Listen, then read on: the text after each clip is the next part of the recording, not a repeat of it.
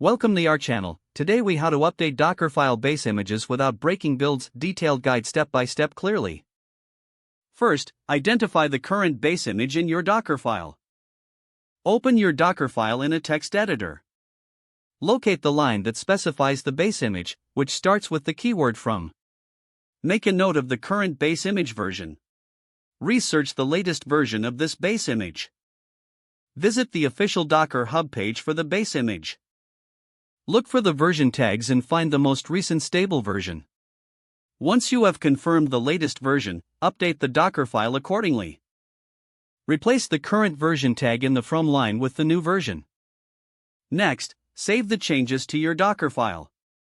Build the updated image locally by running the docker build command. Monitor the build process for any warnings or errors. If the build succeeds, run your newly created container to test functionality. If the process fails, review the error messages carefully. Common issues include dependency conflicts or deprecated features. Investigate each error and refer to the base image documentation for solutions. Update any specific application dependencies as needed based on the new base image.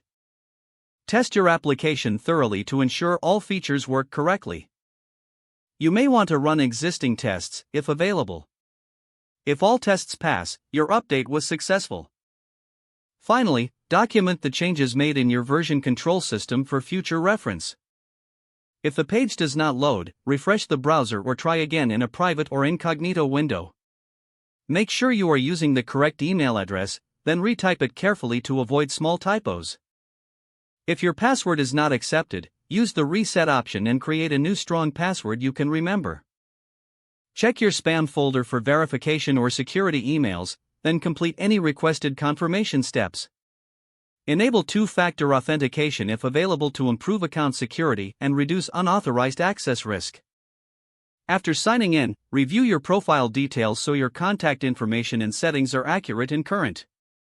If you see an error message, note it down and try again after restarting your device and internet connection. Log out when you finish, especially on shared devices, to keep your account and payment information secure. Don't forget to like this video and subscribe to our channel for more step-by-step tech guides.